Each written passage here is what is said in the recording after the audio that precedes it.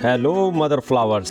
32 शहर, 3 देश, 18 महीने और 550 दिन ट्रैवल करने के बाद मैंने एक बात तो जान ली है भाई, जिंदगी और कुछ भी नहीं, तेरी मेरी कहानी है। जानता हूँ बहुत बेसुरा हूँ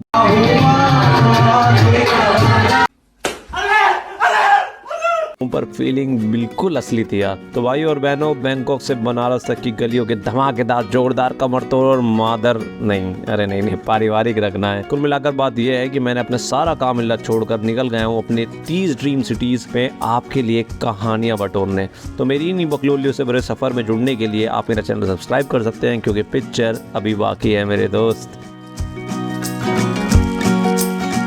श्रीनगर में पहले दिन हमारे साथ ये होगा सोचा नहीं था। अपनी इस 30 ड्रीम सिटीज की सीरीज में मैं मन में थोड़ा सा डर लिए और मीडिया की बनाई हुई बहुत सारी गलतफहमी को लेकर पहुंच जाता हूं अपनी सेकंड ड्रीम सिटी श्रीनगर में। बहुत बहुत स्वागत है आपका श्रीनगर में। यहाँ मैं डिसाइड करता हूँ कि ऑटो या टैक्सी से नहीं, पब्लिक बस से अपने हॉस्टल पहुंचेंगे। सच बताऊं तो एक अजीब सा डर मेरे मन में भी था, पर श्रीनगर के लोगों को जानने का इससे अच्छा तरीका नहीं हो सकता।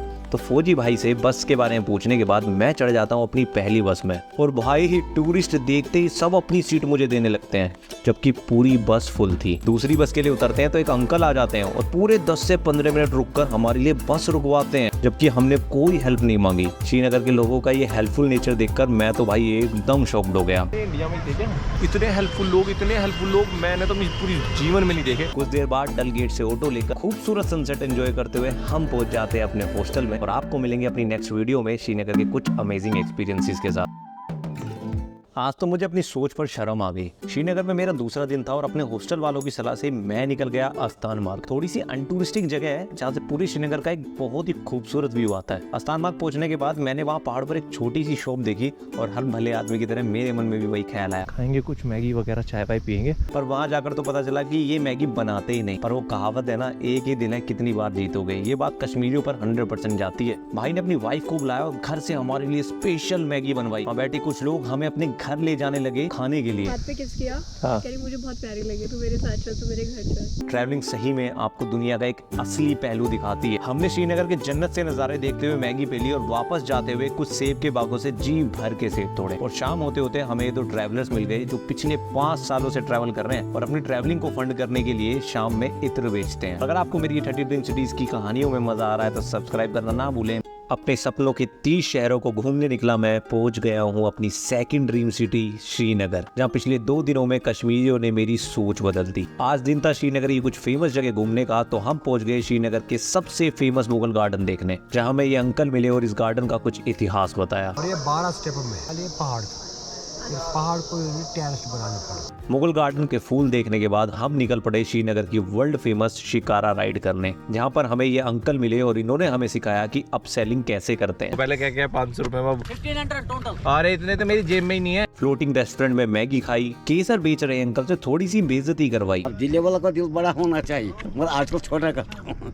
पहली बार इंडिया में फ्लोटिंग पुलिस स्टेशन देखा। कश्मीरी हुक्का पीते हुए कश्मीरी कावा, फ्रूट चाट, आइसक्रीम सब पेल दी भाई ने तुम्हारे। एंड फाइनली 500 की डील करके 1300 देने के बाद हमारी शिकारा राइड खत्म होती है और श्रीनगर में हमारा तीसरा दिन भी। और वक्त आ गया अपनी 3rd ड्रीम सिटी में जाने का। तो मिलते हैं आपको कल अपनी नेक्स्ट वीडियो में। यार ये कश्मीर के लोग टूरिस्ट से पैसे क्यों नहीं लेते? एशिया की सबसे हाईएस्ट गंडोला राइड का एक्सपीरियंस लेने मैं निकल गया अपनी 3rd ड्रीम सिटी गुलमर्ग की तरफ। आंखें बंद करके जैसे स्वर्ग को इमेजिन कर सकते हो, कुछ वैसा ही गुलमर्ग का रास्ता है। इतना खूबसूरत होता है कि मन करता है यहाँ भी रुक जाओ, यहाँ भी रुक जाओ। रास्ते में रेस्टोरेंट देखा जहाँ ज्यादा भूख नहीं लगने के बाद भी हम रुक गए, क्योंकि लोकेशन भाई। नैनो को ठंड से थोड़ा सा बुखार लगता है, तो मैं रास्ते में पड़ी इस मेडिकल स्टोर से एक मेडिसिन ले लेता हूँ। पर टूरिस्ट देखकर मेडिकल स्टोर वाले भाई साहब हमसे पैसा नहीं लेते। पैसे ही नहीं लिए, कर कोई बात नहीं। मतलब इतने अच्छे आदमी कैसे हो सकते हैं? बात ये नहीं है कि गोली कितने की आती है, बात ये है कि टूरिस्ट के लिए कश्मीरी दिल कितना बड़ा रखते हैं। तो फाइनली जन्नत जैसे व्यूज देखते देखते हम पहुंच जाते हैं अपनी 3rd ड्रीम सिटी गुलमर्ग में। पर हमारे साथ गुलमर्ग में ये होगा ये सोचा नहीं था। मिलते हैं अपनी नेक्स्ट वीडियो। हमारे 3500 रुपए बिल्कुल आज तो बर्बाद हो गए यहाँ गुलमर्ग में। सोचा नहीं था एक चाय 3500 रुपए की पड़ जाएगी गुलमर्ग में। All is well, all is well. अपनी 30 ड्रीम सिटीज घूमने निकला मैं पहुंच जाता हूँ अपनी 3rd dream city Gulmarg. Gulmarg पहुंचते ही 3500 पर देकर हमने एशिया की सबसे हाईएस्ट गंडोला राइड का टिकट ले लिया और भागे अपनी ड्रीम एक्सट्रीम राइड का एक्सपीरियंस लेने। सच बता रहा हूँ गाइस, अभी भी वो नज़ारे देखकर मेरे रोंगटे खड़े हो जाते हैं। सो फाइनली वाव वाव करते हुए हम पहुंच जाते हैं अपनी राइड के पहले फेज में। इस राइड के 2 फेजेस हैं, चाहे तो आप एक फेज का भी टिकट ले सकते हो, पर मैंने दोनों फेजेस के टिकट लिए। वो नज़ारे देखकर मेरा तो भाई सॉफ्टवेयर ही हैंग हो गया और तभी मैंने ये रेस्टोरेंट देखा और सोचा भाई इस नज़ारे के साथ एक चाय तो बनती है, फिर चलेंगे सेकंड फेज की तरफ। पर मुझे नहीं पता था कि ये एक चाय मुझे 3,500 रुपए की पड़ने वाली है। जैसे ही हम चाय पीकर अपनी सेकंड फेज की राइड के लिए पहुंचे, उन्होंने साफ मना कर दिया और बोले आप लेट हो गए, अब नहीं होगा, अब नहीं होगा। आखिरी राइड 4 बजे जाती है। और कुछ इस तरह हमारे गुलमर्ग गंडोला राइड के दोनों टिकट बर्बाद हो गए और इस राइड को पूरा करने का मेरा सपना भी। लो 3:30 बजे से पहले इस पे बैठ जाना। यार ये गूगल मैप शॉर्टकट के चक्कर में मुझे कश्मीर के अनसेफ जोन में ले गया। तो भाई साहब अपनी 4th ड्रीम सिटी पहलगाम जाते हुए रास्ते में सेब का बाग देखा। अच्छा खासा फ्री के सेब तोड़ ही रहा होता हूँ कि तभी ये भाई आ जाते हैं और बोलते हैं ये अनसेफ जोन है टूरिस्ट के लिए। अनसेफ करार दिया। कहाँ आप यहाँ से आए इस रोड से? अंदर वाले रोड से हाँ। वहाँ पे मिलिटेंट्स होते हैं। यार सच बता रहा हूँ, मेरी तो फटकर सेव हो गई और अब वापस जाने का भी कोई फायदा नहीं था क्योंकि सेफ रोड काफी पीछे रह गई थी और अंधेरा होने से पहले मुझे पहलगाम पहुंचना था। भगवान का नाम लेकर और गूगल मैप्स को गालियां निकालते हुए मैं आगे बढ़ जाता हूँ। थोड़ा सा दूर चलकर जब कुछ आर्मी वाले भाई दिखे तो सांस में सांस आई एंड फाइनली आधे घंटे की धक धक कर देने वाली राइड के बाद सेफ रोड पर एंट्री हो गई। रास्ते में पड़े इस एप्पल फार्म से ताजा एप्पल का जूस पीकर अपनी खोई शक्तियों को वापस लेकर आता हूँ और पहुंच जाता हूं अपनी 4th ड्रीम सिटी पहलगाम। और अगर गूगल भाई साहब ने आपका भी कभी ऐसे काटा है तो कमेंट करके जरूर बताना। मिलता हूं आपको कल एक नई वीडियो के साथ। श्रीनगर से लगभग 90 किलोमीटर राइड करने के बाद मैं आ गया हूं अपनी 4th ड्रीम सिटी पहलगाम, जहां सुबह उठते ही अपने होटल के बराबर से जा रही स्ट्रीम में बैठकर यहाँ की खूबसूरती को निहार ही रहा होता हूँ कि तब ये भाई आ जाते हैं कश्मीरी शॉल लेकर और नैना पूरे 1.5 साल की बार्गेनिंग के बाद फाइनली एक शॉल खरीद ही लेती है। थोड़ी देर में हम निकल जाते हैं पहलगाम की सबसे फेमस जगह बेताब वैली। ये वही जगह है जहाँ सन्नी देओल की फेमस मूवी बेताब की शूटिंग हुई थी और वहां जाकर हमें ये भाई मिलते हैं जो बोल नहीं सकते पर इशारे में हमसे हॉर्स राइड पर चलने के लिए कहते हैं और हम निकल जाते हैं बेताब वैली की छोटी सी हॉर्स राइड पर। सच बता रहा हूँ गाइस, उन व्यूज के बारे में मैं एक ही बात बोल सकता हूँ, जबरदस्त, झकास, एक नंबर। राइड खत्म होती है और भाई को बाय करके मैं निकल जाता हूँ अपनी आज की दूसरी डेस्टिनेशन चंदनवारी की तरफ, जहाँ से हमारे भोलेनाथ जी की अमरनाथ यात्रा की शुरुआत होती है। और वो रास्ता देखकर बार बार मेरे मुंह से एक ही बात निकल रही थी, इससे खूबसूरत क्या ही हो सकता है। भोलेनाथ ने बुलाया और हम चले आए। तो गाइस बेताब वैली से निकलकर मैं आ जाता हूँ चंदनवारी। ये वही जगह है जहाँ से हमारे अमरनाथ जी की 32 किलोमीटर की यात्रा की शुरुआत होती है। यात्रा तो अभी खत्म हो चुकी थी पर यहाँ आकर जो दिल को सुकून मिलता है ना, उसका कोई जवाब नहीं। ऊपर एक ढाबे में बैठे हुए ग्लेशियर वाटर देखा जो सीधा आ रहा है शीशनाग से और यहाँ से शीशनाग पड़ते हैं 12 किलोमीटर।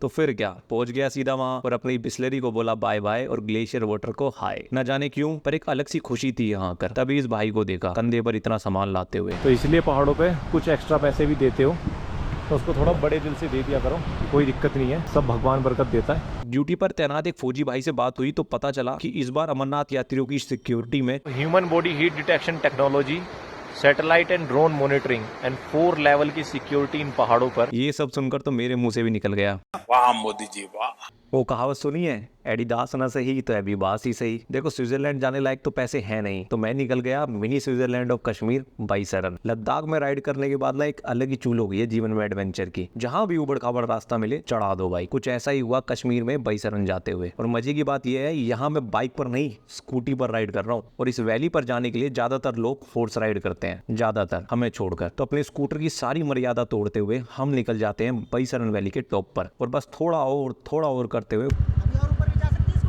अब यहाँ तक तो आगे जा ही सकती है, नीचे से। फाइनली पहुंच जाते हैं बाईसरन। मजे की बात यह है कि स्कूटी पर आकर हमने पूरे 2000 रुपए बचा लिए। खुशी इतनी थी कि मानो माउंट एवरेस्ट चढ़ लिया हो। यहाँ तक तो कोई लेके नहीं आया, एक बाइक भी नहीं, एक स्कूटी नहीं है। तो आज हम पहले बंदे हैं जो यहाँ पर स्कूटी बाइक लेकर आए। और जैसा कि आपको पता है मैं हजारों बार स्विट्जरलैंड जा चुका हूँ, तो मैं कह सकता हूँ कि बाईसरन है तो स्विट्जरलैंड जैसा ही। मम्मी लद्दाख चला रहे हो गाड़ी लेके? मेरा दिमाग चला रहा है या तू मार क्या बनेगा? ना ना ना, हम ना भेजे, हम लद्दाख वद्दाख कहीं भी ना जाएगा बिल्कुल भी। कुछ इस तरीके से अपना गाड़ी का प्लान तो कैंसिल हो जाता है और इतने सालों तक अपनी गाड़ी से चलेंगे लद्दाख कहने के बाद फाइनली दिल्ली से सुबह की फ्लाइट पकड़कर मैं आ जाता हूँ अपनी 5th dream city Ladakh. Excitement इतनी जोरों शोरों पर थी कि वाव के अलावा शब्द ही नहीं निकल रहा था मेरे मुंह से, शौक में भी और खुशी में भी। एयरपोर्ट से बाहर निकलते ही जब 3 किलोमीटर के टैक्सी ने 500 रुपए मांगे तो वाव। हॉस्टल में घुसते ही पता चला 2 दिन कहीं नहीं जा सकते, रेस्ट करना है, तो वाव। हॉस्टल की बैल्कनी से वो नजारे देखे तो वाव। मतलब कुछ तो बात है भाई लद्दाख में। पर जब 2300 रुपए पर डे बाइक का रेंट सुना ओ भाई मारो मुझे मारो नहीं ये मजाक हो रहा है, एक सेकंड यार मजाक हो रहा है। सो फाइनली मैं आ गया हूँ अपनी 5th ड्रीम सिटी लद्दाख, और इस दिन की पूरी वीडियो का लिंक मैंने कमेंट सेक्शन में डाल दिया है। मिलता हूँ आपको कल। तो यार 2 दिन अपने हॉस्टल में रेस्ट करने के बाद आज वो दिन आ ही गया जिस दिन लद्दाख की अपनी ट्रिप सही में शुरू हो रही है। अपने हॉस्टल से बाइक रेंट कर लेता हूँ और निकल जाता हूँ अपने आज के सफर पर। ओ भाई वो नज़ारे, सच बता रहा हूँ, जितनी भी वीडियोस देखी थी रियल में ये एक्सपीरियंस उन सब से अलग है। लगभग 25 किलोमीटर राइड करने के बाद मैं आ जाता हूँ गुरुद्वारा पत्थर साहिब। इस गुरुद्वारे का पूरा मैनेजमेंट हमारी इंडियन आर्मी देखती है, और यहाँ पर मुझे पाजी मिलते हैं जो पिछले महीने सियाचिन की पोस्ट से आए थे और बताते हैं कि कितनी मुश्किलों से यहाँ पर हमारी इंडियन आर्मी काम करती है। भूख जोरों से लगी थी, इसलिए 2 बार प्रसाद लेने के बाद मैं निकल जाता हूँ अपनी आज की दूसरी डेस्टिनेशन संगम पॉइंट। मैं सच बता रहा हूँ गाइस, ये बोलते हुए मेरे रोंगटे खड़े हो रहे हैं। वो राइड यार, क्या ही थी वो राइड। इंडस और जंस्कार नदी जिस जगह पर जाकर मिलते हैं वो है संगम पॉइंट, और कल हम निकलने वाले हैं लद्दाख में अपने सबसे एडवेंचरस सफर पर। और आज के इस दिन की पूरी वीडियो का लिंक मैंने कमेंट सेक्शन में डाल दिया है। मिलता हूं आपको कल। दुनिया का सबसे हाईएस्ट मोटरेबल रोड और सभी राइडर्स की ड्रीम राइड, मैं आज जा रहा हूं फाइनली करदुंगला पास। वैसे तो आज की फाइनल डेस्टिनेशन 160 किलोमीटर दूर नुब्रा वैली है, पर आज की हाईलाइट तो करदुंगला पास ही है। और एक्साइटमेंट का लेवल आप समझ जाओ कि वहां पहुंचकर व्लॉग ही करना भूल गया। बस ये फोटो है मेरे पास निशानी के तौर पर। रात में हॉस्टल में इतनी पार्टी कर ली कि आज थोड़ा डाउन फील हो रहा था, ऊपर से ऑक्सीजन कम। मजा तो जब आया जब ये अननोन सी जगह मेरे सामने आ जाती है। ये है नॉर्थ कुल्लू, करदुंगला पास से लगभग 1 घंटा दूर। यहाँ आकर तो ऐसा लगता है मानो बचपन की स्टोरी वाली बुक से किसी ने वो जगह यहाँ लाकर रख दी है। नजारों में इतना खो गया कि यही भूल गया कि अभी 100 किलोमीटर और राइड करना है नुब्रा वैली पहुंचने के लिए। अगर आप जरा से भी इमोशनल आदमी हो ना मेरी तरह, तो भाई दिल भर जाएगा वो खूबसूरती देखकर। बड़ी इमोशनल सी फीलिंग हो रही है ये सीन देख के, तो है ना। फाइनली शाम ढलते ढलते हम पहुंच जाते हैं अपनी फाइनल डेस्टिनेशन नुब्रा वैली। मिलता हूं आपको कल नेक्स्ट वीडियो में। तो आज मैं जा रहा हूँ नुब्रा वैली से पेंगोंग लेक। आज से पहले जिस लेक को बस मैंने फोटोज में देखा था इंटरनेट पर, आज रियलिटी में जाकर उसे सामने से देखने वाला हूँ, वो भी खुद राइड करके। जब लद्दाख के लिए निकला था घर से, दूर दूर तक ख्याल नहीं था कि ये पूरी ट्रिप बाइक पर करने वाला हूँ। शुक्र है उस भाई का जिनके पास मैं गया तो टैक्सी के लिए था, पर उन्होंने बोला यार जवान हो, टैक्सी से क्यों बाइक से जाओ, जिंदगी में एक बार तो ये बाइक राइड करनी ही चाहिए। बाइक से जाओ बहुत एडवेंचर मिलेगा।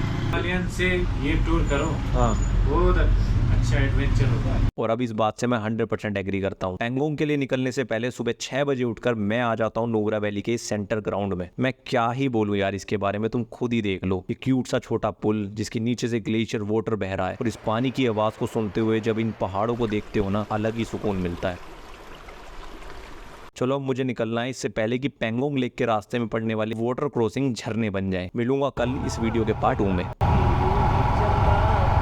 तो भाई जिसका डर था वही हुआ। बोला था ना लास्ट वीडियो में जल्दी निकलना है वरना वाटर क्रॉसिंग झरने बन जाएंगे। तो आज मैं जा रहा हूँ अपनी 5th ड्रीम सिटी लद्दाख की अपनी फाइनल डेस्टिनेशन पेंगोंग लेक। हाँ ये वही है जिसकी पिक्चर सालों से इंटरनेट पर देखकर बोल रहा था भाई यहाँ जाना है एक दिन, और आज वो दिन आ ही गया। बस मैं थोड़ा सा लेट हो गया हूँ सुबह निकलने में, और ये वाटर क्रॉसिंग अब झरने बन गए हैं। थोड़ी दगदग तो हो ही रही थी, पर बच्ची कुची कसर इन भाई ने पूरी कर दी। Careful while going, okay very careful not only care, very careful. Ride अब राइड ना रहकर बिल्कुल गेम में बदल चुकी थी। लेवल 1, लेवल 2 और लेवल 3। लोग प्यार में गिरते हैं, है ना, तो भाई भी गिर गया लद्दाख के प्यार में। क्या बात हो गई। और देखो ढीठ होने का फायदा, ये जो गाने गा रहा है ना, ये वही आदमी है जो 10 मिनट पहले गिरा था। सच में जब आप गिर जाते हो ना, तो आधे डर तो वहीं खत्म हो जाते हैं। फाइनली आज सुबह के 9 बजे चले हुए हैं और 5:30 बज गए। 5:30 बजे हम पहुंच गए अपनी आज की फाइनल डेस्टिनेशन पेंगोंग लेक। और मिलूंगा आपको कल एक नई वीडियो के साथ।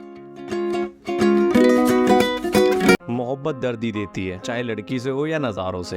अच्छा खासा ले टू नुब्रा और नुब्रा टू पेंगोंग का सर्किट कंप्लीट करके ले वापस आ गया था। नॉर्थ कुल्लू के नज़ारों से कुछ ऐसा लव एट फर्स्ट साइट वाला सीन हुआ कि लास्ट डे फिर प्लान बन गया दोबारा वहां जाने का। नए बाइक रेंटल पर भरोसा किया और बाइक रेंट कर ली। और भरोसे वाले ही होते हैं। उस बाइक वाले ने हमें बेकार पंप वाली बाइक दे दी। मेरे भाई ब्रदर जब मेरे से सही नहीं चल रही, मैंने जब चलाया दुख कर रहा है। कुछ नहीं ना, प्रॉब्लम इसमें मेरा सोचा प्रॉब्म हुआ वैसे ही आया हूँ। अगर मिसिंग देखिए वहीं पे बस रोक देना, पैसा ले लेना वापस, उस दिन राइड शुरू करने से पहले हमने उस बाइक में 800 का फ्यूल फिल कराया था, बट उस बाइक वाले के हिसाब से हमने कोई ऑयल फिल नहीं कराया। उसने हमारे सामने ही फ्यूल निकालकर दूसरी बाइक में डाल दिया। रिकॉर्डिंग करने पर हमारा कैमरा बंद करने की कोशिश की। भाई 1 मिनट, ये नहीं, 1 मिनट रुको, ये देखो सर, ये देखो गलत हो रहा है। फाइनली हमने 8000 रुपए पे किए उस नुकसान के जो हमने कभी किया ही नहीं। होता है। कभी ऐसा हुआ है बिना किसी प्लान के यूं ही निकल गए उस जगह के लिए जहां जाने का ख्याल तो कई बार आया हो पर आज तक जा नहीं पाए हो? दिल्ली से रात 8 बजे की ट्रेन पकड़कर मैं यूं ही निकल गया अपनी 6th ड्रीम सिटी वाराणसी। जल्दबाजी में कुछ नहीं खाया तो सोचा भाई स्टेशन से ही कुछ ले लेते हैं, पर जैसे ही स्टेशन वाली शॉप पर स्नैक्स लेने गए तो देखा कि दुकान वाले भाई तो फुल सेट है। 320 रुपये कैसे 120 और ये कितने की है? 45 और 90 की है। हाँ तो 120 और कितने हुए? 90। 120 और 90 कितने हुए? कितने हुए?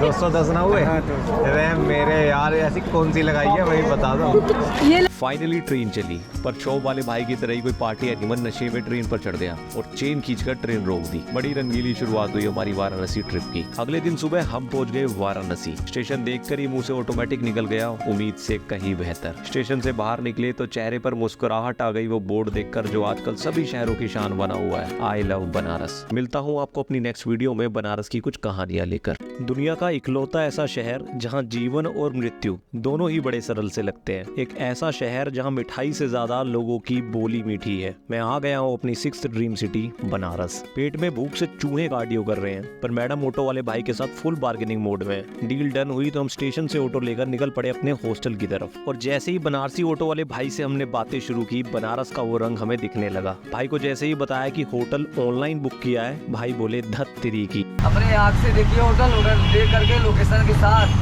अब बताइए इधर आन का बंड भाड़ा लेगा सब।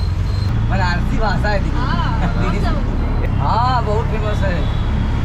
अब एक लस्सी पी लेंगे ना तो खाना खाने का मन नहीं करेगा। अच्छा। फाइनली बकलोली करते हुए हम पहुंच गए बनारस के अपने हॉस्टल। मैं चेक इन करता हूं, इतने आप जल्दी से फॉलो कर लो क्योंकि बनारस की कहानियां आपका इंतजार कर रही हैं। हॉस्टल में ऐसा कुछ खास नहीं था सिवाय उन 3 अंग्रेजों के जो इट्स टू हॉट बोलते हुए सुबह से हाथ में बियर लिए शर्टलेस घूम रहे थे। शाम को जो महफिल बनी उसने फिर एक बार साबित कर दिया जगह से ज्यादा लोग मैटर करते हैं। अगले दिन हॉस्टल से स्कूटी रेंट कर हम निकल पड़े बनारस की उन गलियों में जहाँ पर मोहब्बत बसती है। और सुना है ना आपने, तू बन जा गली बनारस की मैं शाम तक तुझ में भटकूं। शहरों में आप अपने किसी दोस्त को अचानक से फोन कर दोगे तो एक बार को वो भी पूछ लेगा, हाँ भाई बता कैसे याद किया। पर बनारस में आज भी लोग एक दूसरे के साथ बिना किसी वजह या मतलब के वक्त गुजारते हैं। इन गलियों में वो जिंदा दिली आपको देखने को मिलती है जो आजकल शहरों से नदारत है। गली के हर नुक्कड़ पर आपको चाय की छोटी छोटी टपरी दिख जाएंगी जहाँ पर मुस्कुराते चेहरे एक दूसरे से बात करते हुए चाय पी रहे होते हैं। गलियों गलियों में हजारों साल पुराने मंदिर हैं जो बनारस को आज भी उसके इतिहास से जोड़े रखते हैं। आप निकल जाओ एक बार इन गलियों में, मुस्कुराहट की गारंटी हमारी है। चलो अब आरती का टाइम हो गया है घाट पर। मिलता हूँ नेक्स्ट वीडियो में। गलियों से होते हुए हम पहुंच गए 80 घाट। हाँ ये वही घाट है जहाँ शाम की आरती बहुत फेमस है। घाट पर घुसे ही थे कि नाव वालों भाइयों ने हमें चारों तरफ से घेर लिया। मानो कह रहे हो आपको चारों तरफ से घेर लिया गया है, अब आपको बोटिंग करनी ही पड़ेगी। फैसिलिटी हम देंगे, लाइफ जैकेट है, बड़ी बोट है, घाट घूमना है। अच्छा सो बोटिंग के प्राइस का अंदाजा लेकर हम निकल गए बनारस के उन घाटों पर जहां जिंदगी और मौत साथ मिलकर चलती है। कुल 88 घाट हैं और हर एक का अपना अलग अलग इतिहास और मान्यता। जहां एक तरफ जन्म का जश्न होता है और एक तरफ रूह अपने नए सफर पर निकल जाती है। दुनिया में बनारस के अलावा ऐसा कोई शहर नहीं होगा जहां पर आपको जिंदगी इतनी सरल लगे। घाटों पर चलते चलते हम यही भूल गए कि हमने कल से कुछ नहीं खाया था, तो फाइनली हमें रेस्टोरेंट दिखा। सोचा यहाँ चलते हैं, घाटों की खूबसूरती देखते हुए खाना खाएंगे। यहाँ मिले हमें ये अंकल जिन्होंने ऐसे पन्ने खोले बनारस के इतिहास के कि मजा आ गया। फुल पैसा वसूल बता देता पर 1 मिनट खत्म हो गया है, तो मिलता हूँ कल। बनारस में शाम का मतलब होता है 80 घाट पर हो रही आरती जिसके करोड़ों लोग दीवाने हैं। लोग घंटों पहले आके बैठ जाते हैं उस आरती को देखने के लिए। एक अलग ही एक्सपीरियंस है वो, मानो वक्त रुक जाता है। अगर आप मेरी तरह चाय के दीवाने हो तो बनारस आपके लिए जन्नत से कम नहीं, क्योंकि यहाँ चाय के साथ हंसी फ्री मिलती है। चाय और बात दोनों बढ़िया थी तो मैंने कहा एक चाय और। मार्केट में घूम ही रहे थे कि मेरी नजर पड़ी इस पर, इंजीनियर शेख वाला। ये सब क्या देखना पड़ रहा है? इंजीनियर और MBA वालों की जंग का आगाज अब हो गया है। बनारसी पान शेक नंबर 1 पे। और सही में फेमस होने वाली बात थी इसमें। अरे वाह यार बहुत अच्छा है, बिल्कुल पान जैसा फ्लेवर है। पता चला भाई की दूसरी शॉप भी है, इसका नाम पता है क्या है? इंजीनियर चाय वाला। इंजीनियर चाय वाला नाम सुना है? नहीं। वो भी मेरा है। मैं क्या करूं फिर, जॉब छोड़ दूं? किस्मत थी आंडू तो क्या करेगा पांडू। तो कुछ ऐसा सीन हुआ हमारे साथ जब हम अगले दिन बोटिंग के लिए बनारस के घाट पहुंचे। पूरे 20 से 25 मिनट बोट में वेट करने के बाद जैसे ही बोट चली पुलिस ने आवाज देकर बोट रोक दी, मौसम की वजह से। Emotional damage. बनारस घाट पर और बोटिंग ना कर पाओ, इससे बुरा कुछ नहीं हो सकता। बात दिल पर लगी थी, पर अगले दिन हमने भी कसर पूरी कर दी। पहले 100 रुपए पर हेड देकर पब्लिक बोट से सभी घाटों की खूबसूरत राइड ली और मन नहीं भरा तो अपनी प्राइवेट बोट लेकर निकल गए एक बार और उस नजारे को देखने के लिए। सच बताऊं, आप बोल कर भी कुछ नहीं बोल पाओगे जब वो नजारा देखोगे, निशब्द। बोटिंग के बाद हम निकल गए अपने महाकाल शिव जी के दर्शन करने काशी विश्वनाथ मंदिर। मैं दर्शन कर लेता हूँ, इतने में आप चाहो तो फॉलो कर लो, क्योंकि सपनों के 24 शहरों की कहानियां अभी बाकी हैं। 5 लाख का वीजा, 5.5 लाख का सिम, 2.5 लाख की टैक्सी। सो गाइस, स्वागत है आपका बाली में। बनारस में 6 दिन बिताने के बाद मैं जा रहा हूँ अगले 1 महीने के लिए अपनी नेक्स्ट डेस्टिनेशन बाली, जहाँ मैं कवर करने वाला हूँ अपनी 8 ड्रीम डेस्टिनेशंस, सेमिनियाक, ओबोत, गिली टी आइलैंड, गिली मीनो आइलैंड, न्यूसा लेम्बोगेन आइलैंड, न्यूसा पेनिडा आइलैंड, उल्लुवाटू और कूटा। पर 1 मिनट, मम्मी को तो फोन करके बता देता हूँ। मम्मी, बनारस से सीधा 1 महीने के लिए जा रहा हूँ मैं बाली। बाली जा या बैंकॉक जा, हमें कोई मतलब नहीं है, ठीक है। आप जहाँ तू खुश वहीं हम खुश, घूम ले खूब। देखो, मम्मी ने तो ताना मारा था, पर मुझे आइडिया बड़ा सही लगा बैंकॉक वाला। जिंदगी में पहली बार ऐसे जी रहा हूँ जब बिना ज्यादा सोचे कहीं भी निकल जाने की फ्रीडम है। पिछले 22 दिनों से सब कुछ सपने की तरह लग रहा है। सो मैंने दिल्ली से बाली जाने के लिए सबसे सस्ती फ्लाइट हुई है, जेट बुक कर ली है। देखते हैं कैसे रहता है इसका एक्सपीरियंस। पहली बार जा रहा हूँ तो कई सारे सवाल है मन में, फ्लाइट, वीजा, स्टे वगैरह वगैरह। दिल्ली से बाली मैं जा रहा हूँ VietJet एयरलाइन में। सच बताऊँ तो मैंने नाम ही पहली बार सुना है इस एयरलाइन का। एयरपोर्ट पर ऐसी भीड़ थी जैसे यहाँ से फ्लाइट नहीं उड़ रही, फ्री का राशन बट रहा है। गजब बेइज्जती है। पर यार, ये फ्लाइट तो मेरी उम्मीद से कई बेहतर है। लेग स्पेस भी मस्त है, पर एक्सपीरियंस एकदम उलट हो जाता है जब वियतनाम से फ्लाइट चेंज होती है। खत्म लेग स्पेस बिल्कुल। फाइनली 9 घंटे की फ्लाइट के बाद मैं पहुंच गया हूँ बाली। पर जैसे ही वीजा की फीस 5 लाख देखी, मेरी इंडियन आत्मा ने शरीर छोड़ने की तैयारी कर दी। फिर याद आया, भाई ये इंडोनेशिया है, 2,500 रुपए है ये। और फिर 5.5 लाख इंडोनेशियन रुपये का सिम भी ले लिया। गाली बकते रहते ना जियो को, यार बहुत महंगा कर दिया। 750 रुपए में 3 महीना है, पर अभी हमने दिए 3,000 रुपए। पर यार, एयरपोर्ट देखकर तो मजा आ गया। ऐसा लग रहा था जैसे किसी बड़े हिंदू राजा का साम्राज्य हो। 2.5 लाख की टैक्सी लेने के बाद मैं जा रहा हूँ अपनी 7th ड्रीम सिटी सेमिनियाक, जो कि फेमस है अपने बीच क्लब्स के लिए। तो मिलता हूँ कल।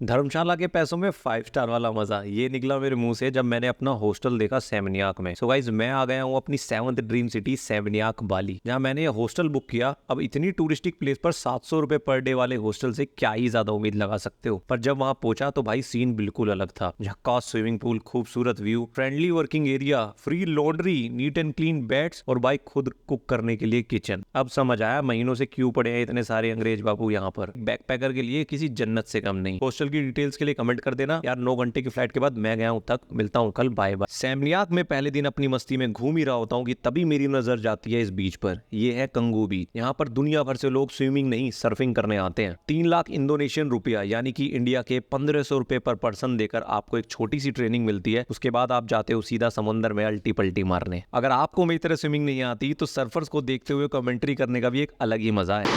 सर्फ बोर्ड पर चढ़ना है ना, देख चढ़ गए। हाँ, कूद रहा है, देख देखो लहर पे, देख कैसे, देख कितना बढ़िया स्विमिंग करते हुए आ रहा है। मेरे सामने लोग लहरों में गिर रहे हैं और भाई कह रहा है नो प्रॉब्लम यार, अगर स्विमिंग नहीं आती तो। भाई कह रहा है मेरे से कि वहाँ बच्चा भी तैर रहा है, अब तो शर्म कर ले, अब तो कूद जा। मैंने कहा भाई मेरे उसकी नहीं है लाइफ जैकेट में ऐसे समुद्र में। सो कंगू में कुछ घंटे बिताने के बाद हम आ जाते हैं इस इंडियन रेस्टोरेंट में, जहाँ मुझे पता चलता है कि मैं अपने कैमरे की इकलौती विंडशील्ड बीच पर छोड़ आया हूँ। तब हम सोच रहे हैं कि भाई जाएं वहाँ पर उस जगह पे एक बार विंडो पफ चेक कर लें, क्योंकि नुकसान बहुत भारी हुआ है। क्या इतने बड़े बीच पर इतनी छोटी सी चीज ढूंढ पाएंगे? देखते हैं नेक्स्ट वीडियो में। मिलिए मिस्टर फ्रॉड से, जिसने 5 मिनट में मुझे 50 लाख इंडोनेशियन रुपया का चूना लगा दिया। Call police first and then we will decide. Not police. You. Not police. Not police. Why you call? Why you cheated 5 million? मैं गया था इसके पास अपने $1000 एक्सचेंज कराने, जो कि बनते हैं 1,45 लाख इंडोनेशियन रुपया, यानी कि इंडिया के लगभग 80,000 रुपए। मैं इसके पास गया क्योंकि ये सबसे अच्छा प्राइस दे रहा था। 2 बार वहाँ पर पैसे गिने, मुझे इसकी हरकतों से शक हुआ तो हॉस्टल में आकर दोबारा गिने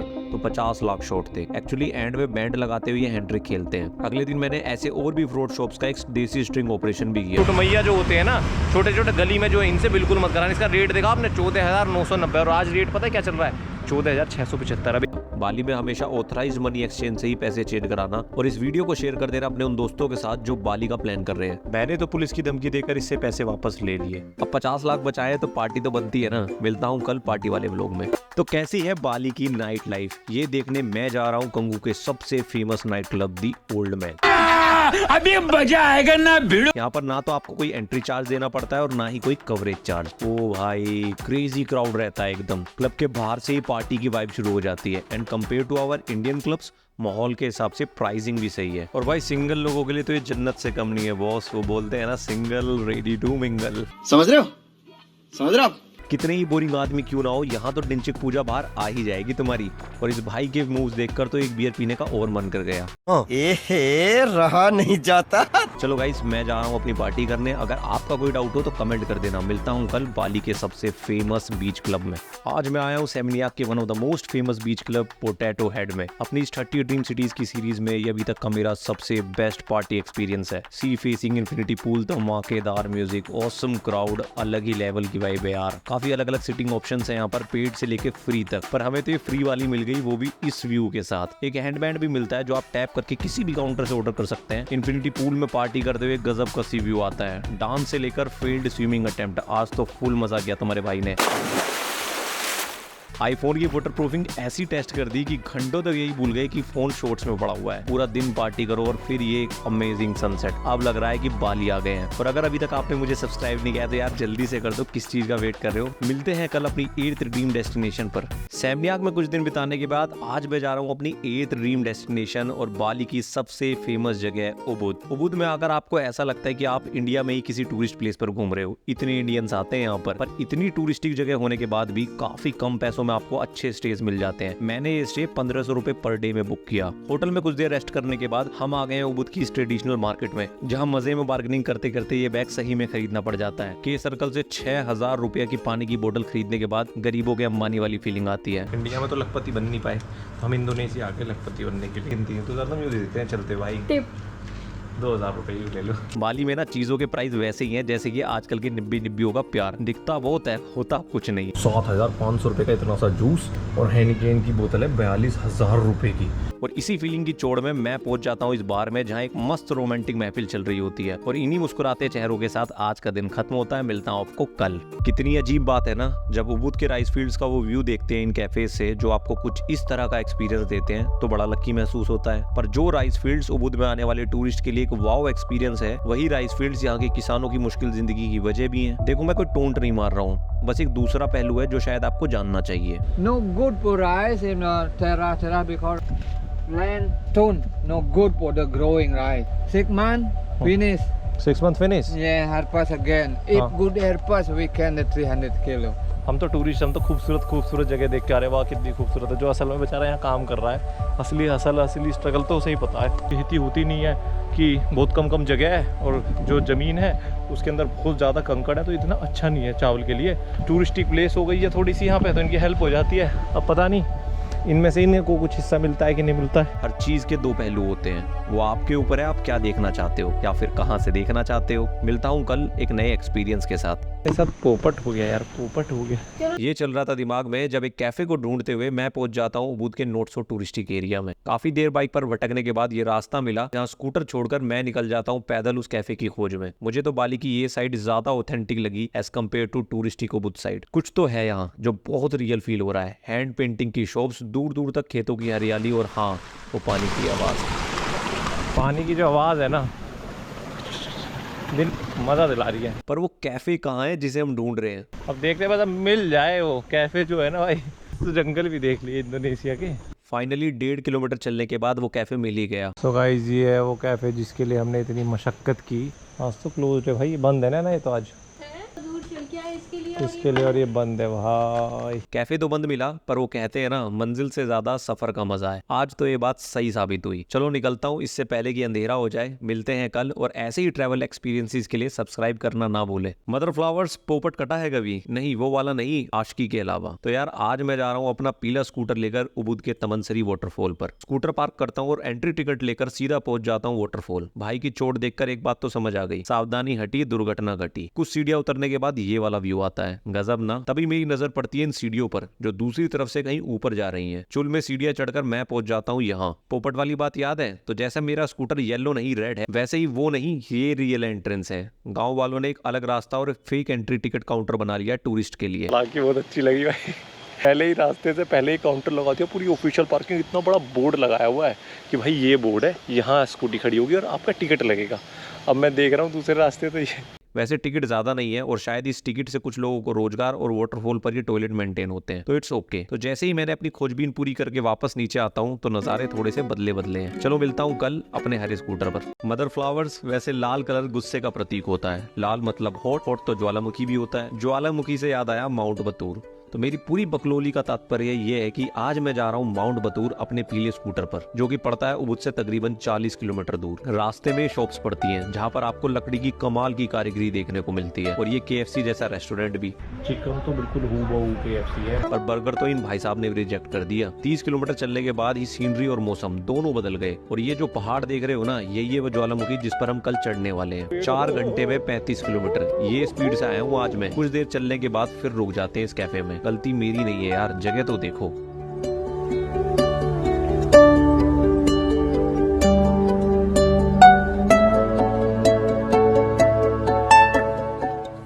सो फाइनली अब नहीं रुकने की कसम खाने के बाद मैं पहुंच जाता हूं अपने आज के बेस कैंप, जहां से कल सुबह 3 बजे शुरू करने वाले हैं हम इस एक्टिव वोल्केनो का ट्रैक। मिलते हैं कल। क्यों पड़ी लकड़ी ले ली, ऐसा क्या ही मिल जाएगा, ये ख्याल आ रहा था मन में जब सुबह 3 बजे उठकर इंडोनेशिया के जंगल में माउंट बतूर का ट्रैक शुरू किया। ये एक एक्टिव वोल्केनो है जो लास्ट सन 2000 में फटा था, और आज हमारी फट रही है सुबह इस ट्रैक को करते हुए। बिजनेस का एक मेन रूल है सप्लाई एंड डिमांड, वो आज समझ आया। जब ट्रैक शुरू करते हैं तो वहाँ कुछ नहीं रहता, नील बट्टा सन्नाटा। पर 30 मिनट ट्रैक करने के बाद पहले स्टॉप पर बाइक टैक्सी का ऑप्शन मिलता है, क्योंकि बहुत लोगों के यहाँ पहुँचने तक घोड़े खुल चुके होते हैं। स्ट्रेटेजिकली इन्होंने बाइक प्लेस की है ताकि जब लोग थके ना फर्स्ट राउंड में, सो वहाँ लोग टैक्सी मांग लें। जैसे तैसे तुम्हारा भाई तो 2.5 घंटे में टॉप पर पहुँच ही गया, पर वो सवाल था ना मन में, क्या ही मिल जाएगा।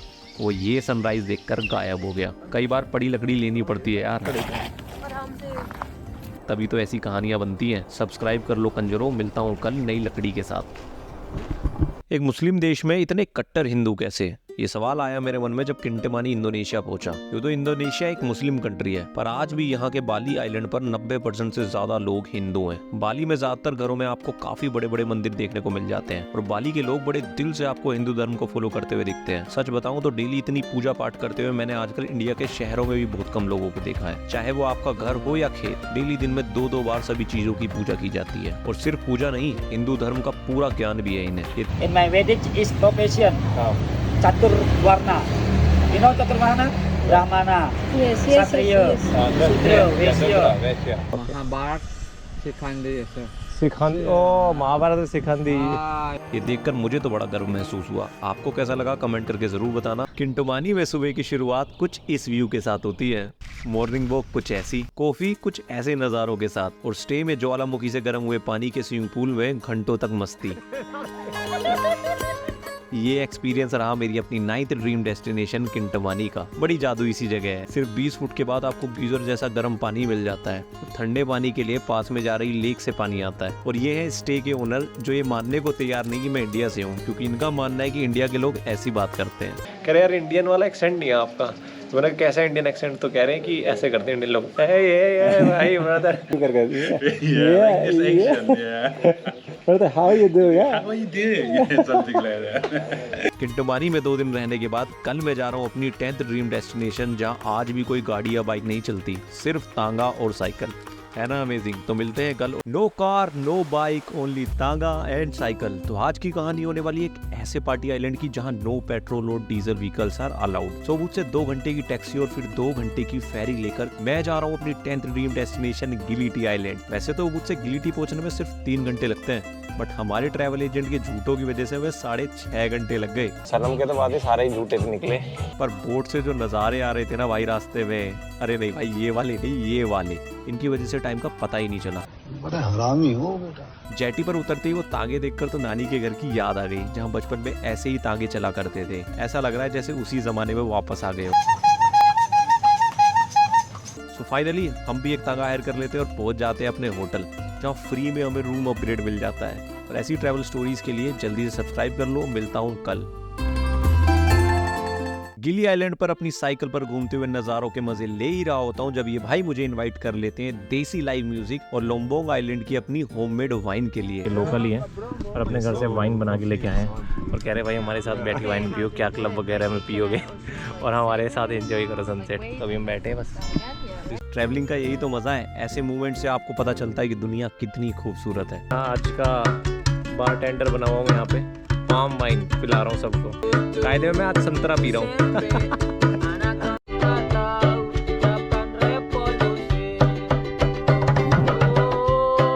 कमाल के सनसेट के बाद हम लोग एक सेल्फी लेते हैं और मैं निकल जाता हूँ आइलैंड की अपनी साइकिल यात्रा पर। बचपन के बाद आज इतनी साइकिल चला रहा हूँ। अपने स्टे की तरफ जा ही रहा होता हूँ तभी मेरी नजर पड़ती है इस पर, फ्री पॉपकॉर्न एंड मूवी।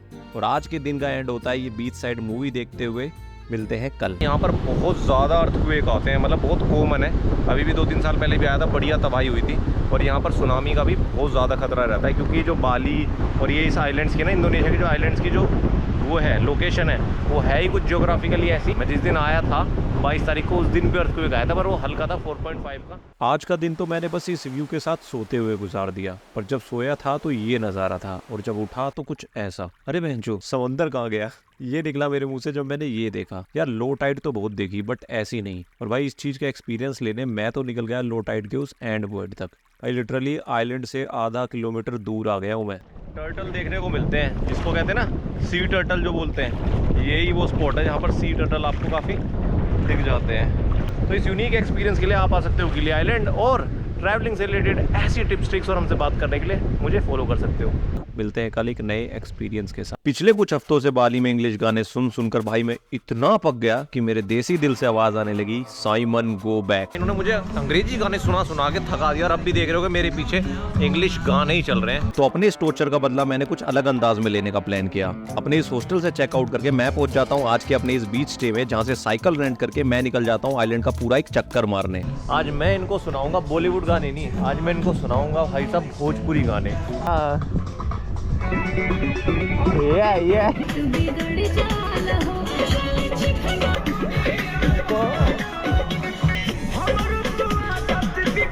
मजा आ रहा ना भाई। और आज की पूरी शाम आइलैंड के हजारों लोग सुनते हैं हिट भोजपुरी गाने। ईस्ट और west, Bhojpuri is the best. Bhojpuri गाना गाओ आज तो क्लब में। भोजपुरी गाना गाऊंगा आज मैं क्लब में, देखो। Few moments later.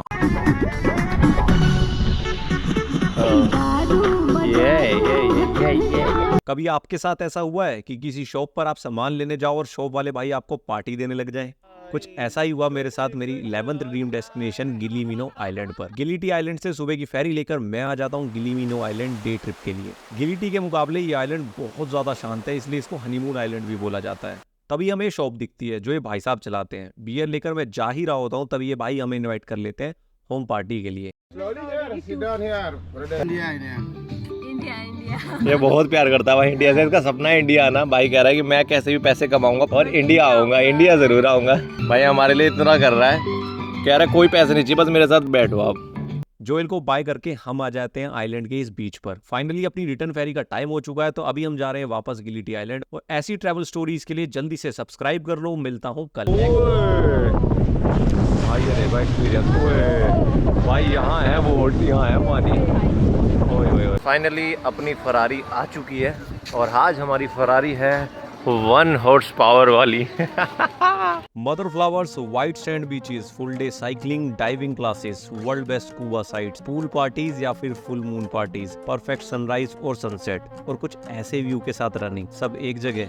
सपना लग रहा है क्या? ना रे, ये एक नॉर्मल डे है गिली आइलैंड पर। मैं यहाँ 2 दिन के लिए आया था और आज मुझे 1 हफ्ता हो गया यहाँ पर। पूरा दिन साइकिल चलाना, आइलैंड के ईस्ट से सनराइज और 2 किलोमीटर साइकिल चलाकर वेस्ट से परफेक्ट सनसेट। मैं बिना थके 10 से 15 किलोमीटर साइकिल चला सकता हूँ, ये मुझे यहाँ आकर पता चला। अपनी जिंदगी में इतनी हैपनिंग जगह नहीं देखी। बट फाइनली अपनी 30 ड्रीम सिटीज की जर्नी को कंटिन्यू करते हुए मैं कल जा रहा हूँ अपनी 12th ड्रीम डेस्टिनेशन। और आप भी उस सब्सक्राइब बटन को दबाकर जल्दी से इस जर्नी को ज्वाइन कर लो। मिलता हूँ कल एक नए एक्सपीरियंस के साथ। आज तो अपने एल लग गए गाइस। बाली में कुछ भी करना पर अपने ट्रैवल एजेंट पर भरोसा बिल्कुल मत करना, वरना मेरी तरह 3-3 घंटे वेट करना पड़ेगा। गिलिटी आइलैंड को बाय करके आज मैं जा रहा हूँ अपनी 12th ड्रीम डेस्टिनेशन न्यूसा लैम्बोगेन। लोग बोलते हैं इस आइलैंड पे एक जगह है जहाँ पर राक्षस आकर रोता है। सुबह की टैक्सी लेकर मैं आ जाता हूँ जेटी, जहाँ पर मुझे पता चलता है कि मेरे ट्रैवल एजेंट ने मुझे गलत टाइमिंग बताई थी। मेरी फेरी तो 3 घंटे बाद की है। और सही बताऊँ तो ये काले बीच मुझे बिल्कुल पसंद नहीं है। बड़ी अजीब सी फीलिंग आती है इन्हें देखकर। और अब मुझे यहाँ पर 3 घंटे बिताने हैं। इधर उधर बैठकर फाइनली 3 घंटे का वेट खत्म होता है और अपनी फेरी आ जाती है। फेरी की अपनी रोलर कोस्टर राइड के बाद मैं पहुंच जाता हूं आज की अपनी डेस्टिनेशन न्यूसा लैम्बोगेन। तो गाइस आपका बहुत बहुत स्वागत है न्यूसा आइलैंड में। और अभी हम आए हैं न्यूसा लैम्बोगेन में। और मेरे 3 घंटे का वेट बिल्कुल वर्थ इट लगता है जब मैं ये व्यू देखता हूँ। मैं मिलूंगा आपको अपनी नेक्स्ट रील में। Take care, thank you and bye bye from Nusa Lembongan. मैं हूँ अभी एक ऐसी जगह पर जहाँ पर शैतान आकर डेली रोता है। अरे नहीं भाई, गर्लफ्रेंड की बात नहीं कर रहा हूँ मैं। सुबह सुबह न्यूसा लैम्बोगेन के शानदार व्यूज के साथ रनिंग कर ही रहा होता हूँ। आ गए हूँ फाइनली अपने।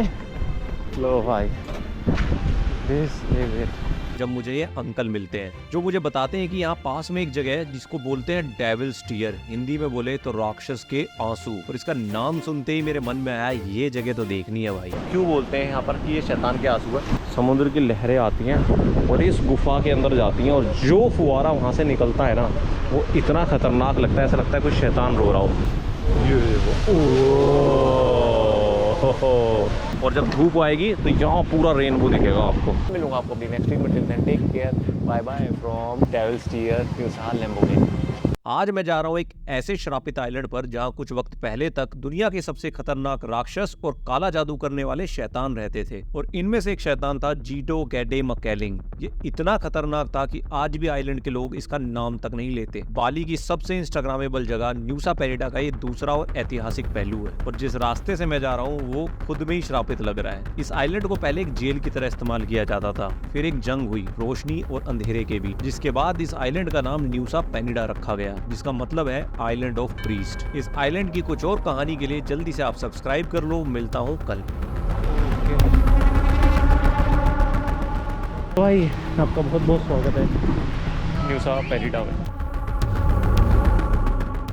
आज मैं जा रहा हूँ डायमंड बीच, जो कि पड़ता है न्यूसा पेनिडा आइलैंड में। इस बीच की खूबसूरती देखकर ही आपके मन में डायमंड उछलने लगेंगे।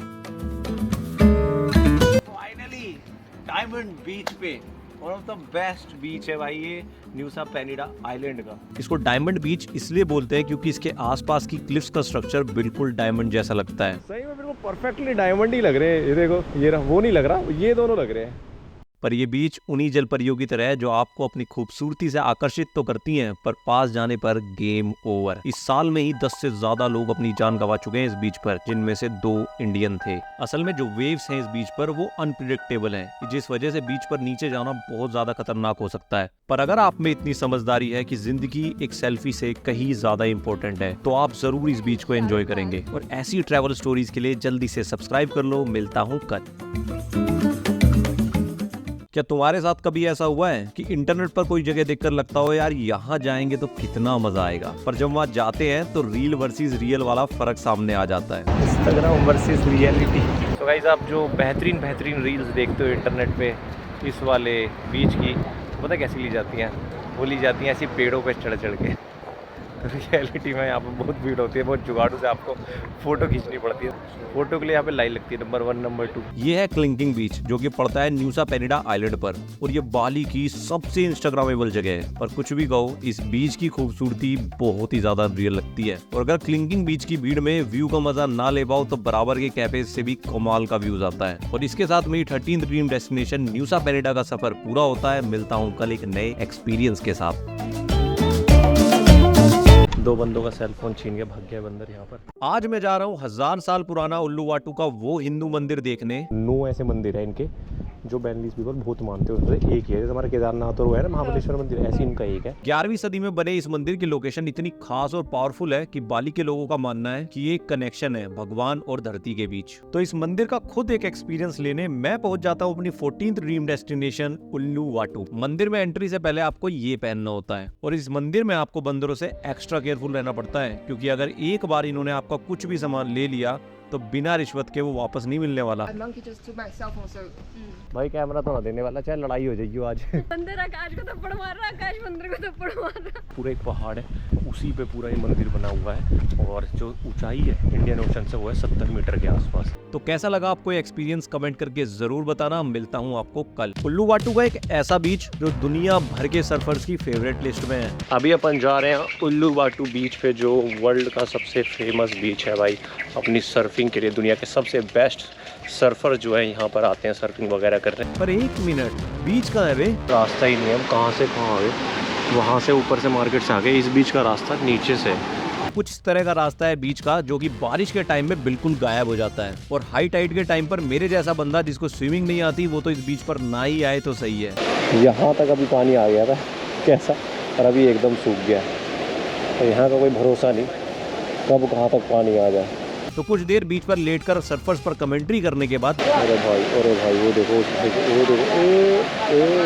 मैं निकल जाता हूँ वापस अपने होटल, जहाँ मुझे नहीं पता था कि मेरे 6 साल पुराना सपना आज पूरा होने वाला है। इस वीडियो को शेयर कर दो अपने दोस्तों के साथ, मुझे सब्सक्राइब कर लो कुछ ऐसे एक्सपीरियंसेस के लिए। मिलता हूँ कल। क्या तुमने कभी हिंदू धर्म में ऐसा अंतिम संस्कार देखा है जहाँ ढोल नगाड़े बजाते हुए आखिरी विदाई दी जाती है? और ये जो आप देख रहे हो ना सारा ढोल, इसमें ये गाना वाना बजाते हैं। जब अंतिम संस्कार होता है तो यहाँ पर गाना वाना बजता है, वो बजते हैं नगाड़े। जाने वाला चाहे बुजुर्ग हो या जवान, शमशान घाट में बियर और विस्की के साथ दावत होती है। चाहे आपको बुरा लग रहा हो, आपको बस इसी तरीके की जो वो है तैयारी वो करनी पड़ती है कि खाना पीना, शराब मतलब बियर विस्की जो भी लोग पीते हैं उनकी तरह उनके हिसाब से तैयारी करनी पड़ती है। तो कुछ ऐसा ही एक्सपीरियंस किया मैंने न्यूसा पेनिडा आइलैंड में, जहाँ हिंदू धर्म के कुछ लोगों का अंतिम संस्कार चल रहा था। यहाँ के लोगों का मानना है कि जाने वाले इंसान को आंसुओं से नहीं, उसकी अच्छी यादों के साथ खुशी से विदा करना चाहिए। आपका क्या कहना है इस बारे में कमेंट करके जरूर बताना। वीडियो अच्छा लगा तो नीचे दिए गए सब्सक्राइब बटन को दबाएं ऐसी ट्रैवल वीडियोस के लिए। मिलते हैं कल। आज मैं कराने वाला हूँ 6 मिलियन का टैटू। ये टैटू मेरा पहला टैटू होने वाला है बॉडी पे। One arm it's like 6 million, right? You give me discount of 1 million. Hey! That's a really good price for you. तो कैसा है 6 मिलियन का टैटू? चलो दिखा देता हूँ। ये जो निडल चल रही है ना मेरे हाथों पर, ये मेरे 6 साल का सपना लिख रही है। जिंदगी में जब भी पहला टैटू कराऊंगा तो यही कराऊंगा, ये तो मेरा फाइनल था। और ये जो 6 मिलियन है ना, ये इंडोनेशियन रुपया है। कन्वर्ट करके इंडियन करेंसी में कितने होते हैं ये कमेंट करके जरूर बताना। पर सपना क्या है जो पूरा हो रहा है, चलो दिखा देता हूँ। अपना टैटू हो चुका है पूरा, और अब टाइम है इसको रिवील करने का।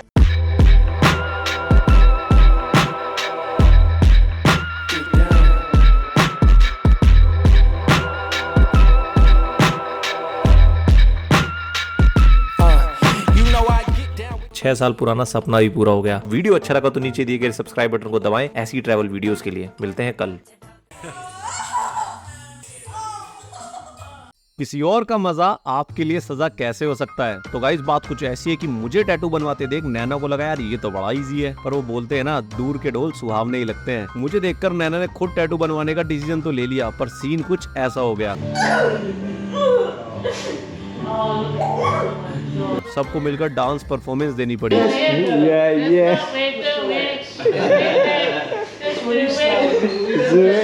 बहुत ज्यादा ही हो गया। अब इन्होंने क्या किया है, नैना के हाथ पे ना देखो ये लगाया है। यहाँ झेलेबल था, यहाँ पे ज्यादा दर्द था, बट यहाँ लाइक ऐसा लग रहा कि मैंने अपनी नस काट ली है। यहाँ पर ये लगाया है ताकि ये सुन हो जाए। Finally bro, finally we did it. और इस वीडियो के साथ बाली में अपने 1 महीने की ट्रिप खत्म होती है। मिलता हूँ कल अपनी नेक्स्ट ड्रीम डेस्टिनेशन पर। वीडियो अच्छा लगा तो नीचे दिए गए सब्सक्राइब बटन को दबाएं ऐसी ट्रैवल वीडियोस के लिए। मिलते हैं कल। बगल में छोरा और शहर में ढिंडोरा।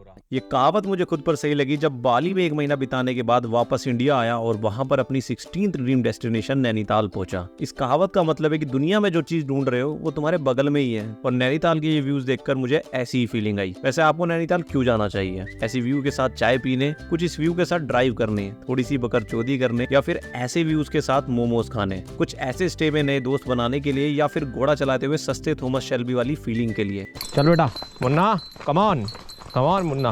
देखो वजह जो भी हो पहुंच जाओ बस। वीडियो अच्छा लगा तो नीचे दिए गए सब्सक्राइब बटन को दबाएं ऐसी ट्रैवल वीडियोस के लिए। मिलता हूं कल अपनी 17th ड्रीम डेस्टिनेशन पर। कुछ कमी रह गई हो तो वो भी बता देना। चाय इसकी पूरी कुल्हड़ की चाय गिर चुकी है। भाई शिट। सोचो तुम ऐसी जगह लटके हो और ऊपर से आवाज आए, यार घबराओ क्या ना है, देखना कहाँ लटका दिया। नैना ने रोपवे वाले भाई के साथ मिलकर प्रैंक किया था मुझ पर। ऐसा मत करो मेरी जान। और यहाँ मेरी फटकर तरबूज हो गई। वो तो मजाक था, पर ये सनसेट बिल्कुल रियल है, जो बिल्कुल अनरियल लग रहा है। आज मैं आया हूँ अपनी 17th ड्रीम डेस्टिनेशन मुक्तेश्वर का फेमस सनसेट देखने। और अगर हम सुबह आते हैं ना यहाँ पे तो हिमालयन पीक्स भी दिखती हैं, है ना भैया? हिमालयन पीक्स दिखती है ना यहाँ से, पूरी हिमालयन पीक्स दिखती हैं। 380 किलोमीटर पूरी रेंज। वीडियो अच्छा लगा तो नीचे दिए गए सब्सक्राइब बटन को दबाएं ऐसी ट्रैवल वीडियोस के लिए। मिलता हूँ कल। 3 आदमी इसके अंदर गए और वापस नहीं आए, ये बताया मेरी हॉस्टल वाली आंटी ने। और अब जब इस भाई को वहां जाते देख रहा हूँ तो मेरी फट रही है। सो गाइस, आज मैं जा रहा हूँ मुक्तेश्वर का फेमस वाटरफॉल देखने, जिसका रास्ता बिल्कुल फेरी टेल जैसा है। मैं मोगली तो हूँ। जंगल जंगल पता चला है, काश चौधरी चड्डी पहन के फूल खिला है। व्यूज के मजे लेते हुए और बकचोदी करते हुए फाइनली मैं पहुंच जाता हूँ वाटरफॉल पर। ये देखो भाई, खूबसूरती देखो, वाह। आंटी वाली वो बात याद है, इस वाटरफॉल पर बिना लाइफ जैकेट के स्विम करना अलाउड नहीं है और गहराई 40 फीट है। पानी इतनी ऊंचाई से गिर रहा है ना, इतना पावरफुल कि वहाँ पर बहुत ज्यादा गहराई हो गई है। तो भाई मैं तो आराम से साइड में बैठकर इस वाटरफॉल के व्यू के मजे लेने वाला हूँ। ऐसे व्यू पॉइंट ढूंढना मुश्किल है, बट मुझे फॉलो करना ज़्यादा मुश्किल नहीं है, ताकि मैं ये खूबसूरती आप तक पहुँचाता रहूँ। मैं मिलूंगा अपनी नेक्स्ट स्ट्रीम में। Till then take care, thank you, bye bye. और कमेंट करके जरूर बताना मुक्तेश्वर वाटरफॉल के बारे में। मिलते हैं अपने नेक्स्ट एक्सपीरियंस में। आज मैं जा रहा हूँ अपनी 18th dream destination Shillong. Delhi से सुबह की फ्लाइट लेकर मैं आ जाता हूँ गुवाहाटी, जहाँ से फिर 4 घंटे की टैक्सी हमें शिलोंग लेकर जाने वाली है। शिलोंग से 15 किलोमीटर पहले पड़ती है ये उमेम लेक, और इसके नज़ारे देखकर आप बिल्कुल नहीं बता पाओगे कि ये एक मैन मेड लेक है। शिलोंग पहुंचकर 900 रुपए पर डे में एक मस्त होटल मिल जाता है। चेक इन करके मैं निकल जाता हूँ शिलोंग की गलियां छानने। एक बात तो है, अगर हमारी मीडिया को सीमा हैदर से फुर्सत मिले तो उन्हें ये भी दिखाना चाहिए कि कैसे सरकार के घोड़े खुल गए, पर दिल्ली एनसीआर वाले लोग आज भी स्वच्छ भारत का एस नहीं जान पाए। और यहाँ के लोग, वाह, और सफाई देख रही है ना, तो सफाई देख रोड पे भाई, कूड़ा ही नहीं पड़ा हुआ बिल्कुल भी। शाम में मैं पहुंच जाता हूँ पुलिस बाजार एक जैकेट लेने, क्योंकि कल से अपनी मेघालय की राइड शुरू होने वाली है। वीडियो अच्छा लगा तो नीचे दिए गए सब्सक्राइब बटन को दबाएं ऐसी ट्रैवल वीडियोस के लिए। मिलते हैं कल। 50 किलोमीटर तुम कितने टाइम में कवर कर सकते हो? 1 घंटा, 2 घंटे, मैक्स 3 घंटे। मैंने ये सारे रिकॉर्ड तोड़ दिए आज। तो आज मैं जा रहा हूँ शिलोंग से चिरापुंजी। ठंड एकदम जबरदस्त है, इसलिए फुल पैक होकर राइड कर रहा हूँ। रास्ते में एक कैफे दिखा जहाँ पर हम करते हैं पेट पूजा और फिर करते हैं काम दूजा। थोड़ी दूर चलते ही मेरी नजर पड़ी इस पर। भाई मैं रुका नहीं हूँ, मुझे रोका गया है। ऐसा ठेका देखा है कहीं? वैसे यहाँ ठेके को ठेका नहीं कहते, डी शॉप कहते हैं। तो अगर यहाँ के किसी से पूछोगे कि भाई ठेका कहाँ है, तो वो बोलेगा उससे सुपारी निकाल के बात कर रहे बाबा। ऐसा लग रहा है कि रात हो गई है, पर अभी सिर्फ 5 बजे है मेघालय में। कितने बजे है टोटल? अभी पूरा एग्जैक्ट टाइम है 4:55। फाइनली हम पहुंच जाते हैं आज की अपनी डेस्टिनेशन चिरापुंजी। यहाँ होटल के 5000 रुपए पर नाइट रेट सुनकर मेरी तो चिढ़ जाती है। छोटा सा मिनी हार्ट अटैक आ चुका है। हमारे भी 6 बज चुके हैं। हमारे 6 बज चुके हैं। पर थोड़ी देर बाद हमें ये होटल मिल जाता है 1500 रुपए पर नाइट में। फाइनली हमें मिल चुका है रूम। वीडियो अच्छा लगा तो नीचे दिए गए सब्सक्राइब बटन को दबाएं ऐसी ट्रैवल वीडियोस के लिए। आज मैं जा रहा हूँ मेघालय का सबसे ऊंचा वाटरफॉल देखने, जिसकी हाइट है 1115 फीट। और इसके पीछे की स्टोरी काफी दिल दहलाने वाली है। जल्दी से सुबह सुबह नाश्ता पेलते ही मैं निकल जाता हूँ अपने स्कूटर पर नो कालिकाय फॉल्स। नो कालिकाय का मतलब है जंप ऑफ कालिकाय। कहानी है कि पास के गाँव में रहने वाली एक लड़की ने अपने बच्चे को खोने के बाद यहाँ से कूदकर अपनी जान दे दी थी, जिसके बाद इस वाटरफॉल का नाम पड़ा नो कालिकाय। फॉल के मेन स्पॉट पर काफी भीड़ थी, तो मैं थोड़ा सा आगे निकल कर आ जाता हूँ जहाँ पर मुझे मस्त स्कॉटलैंड टाइप व्यू आता है। वीडियो अच्छा लगा तो नीचे दिए गए सब्सक्राइब बटन को दबाएं ऐसी ट्रैवल वीडियोस के लिए। मिलते हैं कल। मेघालय के लोग वीकेंड पर क्या करते हैं? जहाँ मैक्सिमम शहरों में लोग वीकेंड पर सिर्फ पार्टी करते हैं, वहीं मेघालय के लोग अपने घर के आसपास मिलकर सफाई करते हैं। और इसका मतलब ये बिल्कुल भी नहीं है कि पार्टी नहीं करते। ये डांस देखो, ये। आज मैं जा रहा हूँ वी सिडोंग वाटरफॉल्स। वी सिडोंग फॉल्स। उससे सुपारी निकाल के बात कर रहे बाबा। जितना अजीब इसका नाम है उतना ही अजीब रास्ता भी। पर फाइनली जो व्यू आता है ना, उसका कोई तोड़ नहीं है। 3 लेवल का ये वाटरफॉल है, और इससे पहले कि तुम बोलो कि पानी के नीचे क्या है, तो चलो दिखा देता हूँ। ये I can feel my whole body is feeling numb, but it's super cold. If you spend like 20 minutes, your heart might stop there. It's that cold. Video अच्छा लगा तो नीचे दिए गए सब्सक्राइब बटन को दबाएं ऐसी ट्रैवल वीडियोस के लिए। मिलते हैं कल। आज मैं जा रहा हूँ चिरापुंजी का डबल ट्रैकर ब्रिज ट्रैक करने, जिसमें टोटल 3000 सीढ़ियां हैं। भाई मुझे ऐसा लगता है इस ब्रिज का हम डबल डेकर इसलिए नहीं रखा क्योंकि इसमें 2 ब्रिज आते हैं। मुझे लगता है इसको चढ़ने और उतरने में आपकी खुद की भी डबल डेकर हो जाएगी। बहुत ज्यादा बारिश होने की वजह से यहाँ नॉर्मल ब्रिजेस चलते ही नहीं, तो गांव वालों ने इसका एक सोल्यूशन निकाला, पेड़ की जड़ों से ब्रिज बनाकर, जो हर साल और मजबूत होता जा रहा है। थोड़ा सा टफ तो है ट्रैक, पर रास्ता इतना सीनिक है कि पता ही नहीं चलता, और ट्रैक खत्म होने के बाद फ्री की फिश मसाज भी मिल जाती है। मेरे को तो बिल्कुल वर्थ इट लगा। 2-3 घंटे अगर आप ट्रैक कर सकते हो, फिट हो मेंटली और फिजिकली, तो आप यहाँ पे ज़रूर आएँ और डबल डेकर को अपनी इटनरी में ज़रूर डालें। तो कुछ ये व्यू पड़ता है डबल डेकर ब्रिज का। कैसा लगा ये व्लॉग कमेंट करके ज़रूर बताना। मैं मिलूंगा आपको अपने नेक्स्ट व्लॉग में एक बेहतरीन जगह, बेहतरीन एक्सपीरियंस के साथ। Till then take care, thank you, bye bye. तुमने कभी ऐसा बॉर्डर देखा है? ये जो लोग मेरे पीछे खड़े हैं ये बांग्लादेश में है और मैं यहाँ इंडिया में। ये जो पत्थर देख रहे हो ना मेरे पीछे, ये है बॉर्डर। तो आज मैं आया हूँ अपनी 20th ड्रीम डेस्टिनेशन डऊ की, जो फेमस है अपनी ट्रांसपेरेंट वाटर पर बोटिंग और ऐसे यूनिक बॉर्डर एक्सपीरियंसेस के लिए। इस बॉर्डर पर लोगों को डर नहीं लगता, बल्कि एक एक्साइटमेंट रहती है एक दूसरे को देखने की। जैसे कि ये बच्चा जो है तो बांग्लादेशी, पर यहाँ डेली आता है बोटिंग देखने और सभी टूरिस्ट की हेल्प करता है। ले हाँ चोले ना ले लो टॉफी खा लेना, ले लो। बांग्लादेशी तो यहाँ क्या कर रहे हैं? मजे ले रहा है बोटिंग के। और ये दीदी जिनके दादी यहाँ इंडिया से ही थी, और इस ट्रांसपेरेंट नदी पर बोटिंग का एक्सपीरियंस तो बिल्कुल ही अलग है। वीडियो अच्छा लगा तो नीचे दिए गए सब्सक्राइब बटन को दबाएं। ऐसी ट्रैवल वीडियोस के लिए मिलते हैं कल।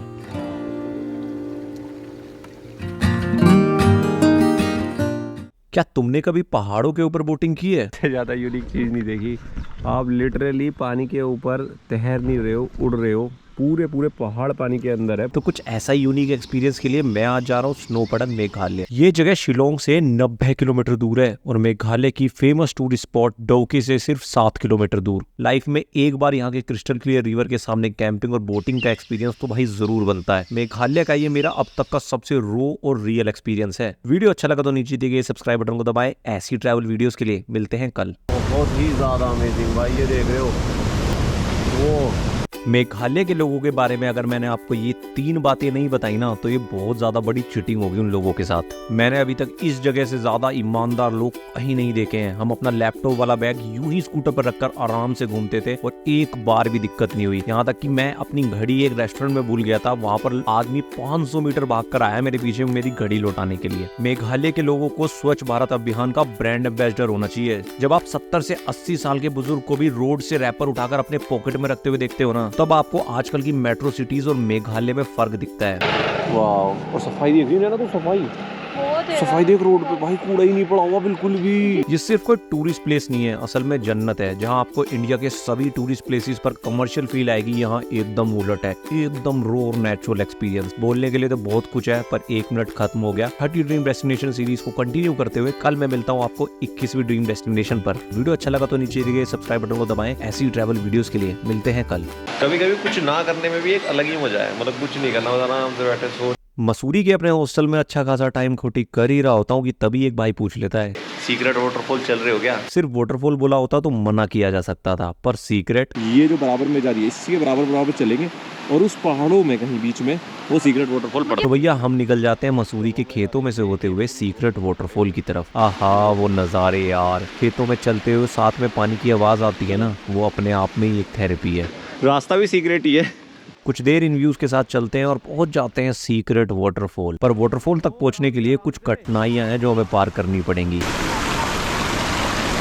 2 मिनट के अंदर पैर हो गए सुन, तो कुछ फील नहीं हो रहा। आइस बात और इसके पानी में कोई फर्क नहीं है, और हाँ केम्प्टी वाटरफॉल से तो 1000 गुना बढ़िया एक्सपीरियंस है। वीडियो अच्छा लगा तो नीचे दी गए सब्सक्राइब बटन को दबाएं। ऐसी ट्रैवल वीडियोस के लिए मिलते हैं कल। स्वर्ग को नर्क बनते देखा है, चलो दिखाता हूँ। अपनी 30 ड्रीम सिटीज की सीरीज में आज मैं आया हूँ देहरादून की अपनी फेवरेट जगह माल देवता। पर मेरे होश उड़ गए जब 2 साल बाद मैंने अपनी ड्रीम डेस्टिनेशन को ऐसे देखा। ये जगह पहले ऐसी हुआ करती थी और आज ये हाल है इसके। जब यहाँ पर बादल फटा ना तो सिर्फ पानी यहाँ तक बहता था, पर जब बादल फटा तो यहाँ तक पूरा पानी आया। पुल की पता है कितनी ऊंचाई हुआ करती थी? ये पुल 10 से 12 फुट ऊंचा था। दिल्ली से सिर्फ 4 घंटे की दूरी पर ऐसी तबाही आई और पता नहीं क्यों हमारी मीडिया ने लोगों तक ये बात पहुंचानी जरूरी नहीं समझी। टीआरपी बड़ी कुत्ती चीज है यार। पर एक कहीं हमने कहीं मीडिया वाला की वो कुछ नहीं देखा कि डालते नहीं है ना, नहीं डालते। हाँ। 4-5 घर थे वो गए, एक औरत गई वहाँ, क्विंटल अदरक था वो भी गया, धान थे वो भी गए, उसकी कोई रिकवरी नहीं गवर्नमेंट कुछ नहीं। 1000 रुपए बने मेरे। 1000 रुपए? 1000 रुपए। इस वीडियो को ज्यादा से ज्यादा शेयर करो जिससे जो काम हमारी मीडिया ने नहीं किया शायद सोशल मीडिया कर दे। मिलते हैं कल। भाई ये राजस्थान नहीं हो सकता, ये निकला मेरे मुंह से जब मैंने ये व्यू देखा अपनी 23rd ड्रीम डेस्टिनेशन उदयपुर में। सिर्फ 20 मिनट का ट्रैक करके ये व्यू आता है और फिर ये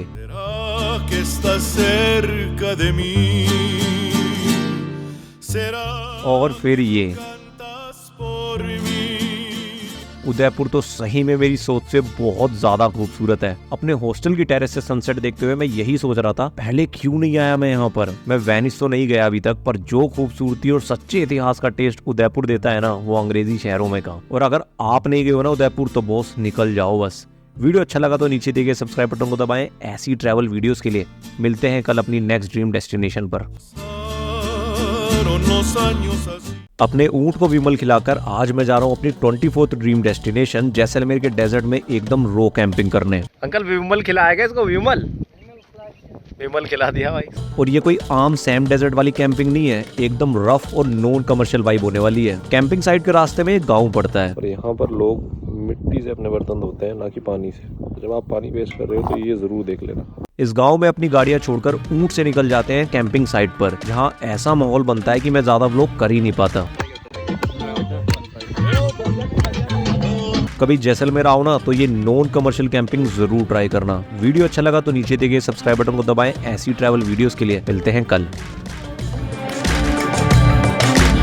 मेरा मानना है कि दुनिया घूम लो, पर जो किक तुम्हें तुम्हारा इतिहास जानकर और उसके प्रमाण देखकर मिलती है ना उसके सामने 100 रेड बुल भी फेल है। और ऐसी किक के लिए आज मैं जा रहा हूँ अपनी 25th ड्रीम डेस्टिनेशन चित्तौड़गढ़, जहाँ का ये किला भारत के सबसे बड़े योद्धाओं की कहानी बताता है। टावर देख रहे हैं, इसको विजय स्तंभ बोलते हैं। इसको महाराणा कुंभा के द्वारा बनाया गया था। महाराणा कुंभा ने मालवा और गुजरात 2 राज्यों को एक साथ बनाया था, उसकी विजय की खुशी में से बना। ये है भाई जौहर स्थल, यहाँ पे हुआ था जौहर, जो 3 बार भाई बता रहा था ना, यहीं पे वो जौहर हुआ था। जो आप महल देख रहे हो ना, ये जयमल और फतेह का महल है। और ये वो सेनापति थे जिनकी गर्दन कट गई थी और उसके बाद भी वो लड़ते रहे थे। उदय सिंह के सेनापति थे। वीडियो अच्छा लगा तो नीचे दिए गए सब्सक्राइब बटन को दबाएं ऐसी ट्रैवल वीडियोस के लिए। मिलते हैं कल। टेक केयर, बाय बाय, मिलते हैं। मेरी ये 30 ड्रीम सिटीज की सीरीज बिना अमृतसर जाए तो पूरी नहीं हो सकती। कसम से जो जोश आर्मी रिलेटेड मूवीज देखकर आता है ना उससे 10x इस जगह पर आता है। फौजी भाई का एक इशारा होता है पूरा स्टेडियम गूंज उठता है। ऐसा लगता है कि सबने रेड बुल की डबल डोजेज ले ली हो। सच बताऊं तो मुझे पहले ऐसा लगा था कि एक क्लोजिंग सेरेमनी तो है, डेली थोड़ी ना इतना जोशीला माहौल होता होगा, पर यहाँ हर दिन उतना ही जोश होता है जितना कि एक इंडिया वर्सेस पाकिस्तान के मैच में स्टेडियम में देखने को मिलता है। वीडियो अच्छा लगा तो नीचे दिए गए सब्सक्राइब बटन को दबाएं ऐसी ट्रैवल वीडियोस के लिए। मिलते हैं कल। कुछ महीने और फिर कुछ ऐसे नज़ारों के साथ चाय पियेंगे, फिर से बर्फ के गोलों के साथ लड़ाई होगी।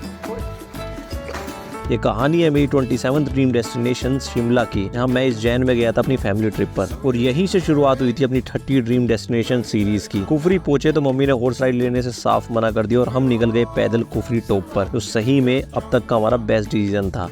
आदमी की बहुत फटती है बर्फ से। आजा नहीं।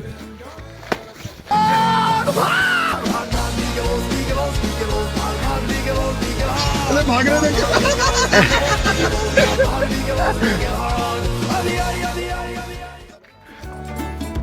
इन वीडियोस को देखकर गेम ऑफ थ्रोन्स की वो लाइन याद आ रही है मुझे।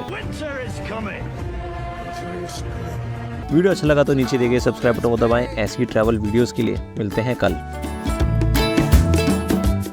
कहीं भी न जाएगा बिल्कुल भी। घर वालों के मुंह पर गाली और लोंडों के मुंह पर लाली, जिस जगह का नाम सुनते ही आ जाता है आज मैं जा रहा हूँ उसी शहर। Welcome to Bangkok guys. Airport से बाहर निकलते ही तो ऐसा लगता है कि यार धोखा हो गया है, इससे अच्छा तो अपना गुड़गांव है। वो अभी भी तो फील आ रही है कि अपने गुड़गांव में घूम रहे हैं। पर भाई सीन बिल्कुल बदल जाता है जैसे ही बैंकॉक सिटी में एंटर करते हैं। हॉस्टल में चेक इन करके मैं निकल जाता हूँ बैंकॉक की फेमस टुक टुक वाली राइड लेकर खाउसन रोड। ये यहाँ की सबसे क्रेजी नाइट पार्टी वाली रोड है। दिन में यहाँ पर मार्केट लगती है और रात में ये पूरी स्ट्रीट क्लब बन जाती है। आती है। इतनी एनर्जी है ना इस शहर में कि अगर तुम हल्के पड़ गए तो लेफ्ट आउट महसूस करोगे। बैंकॉक की इस वाइब को फील करने के लिए मुझे तो देसी हरियाणवी गानों के साथ 2-4 बियर तो चाहिए।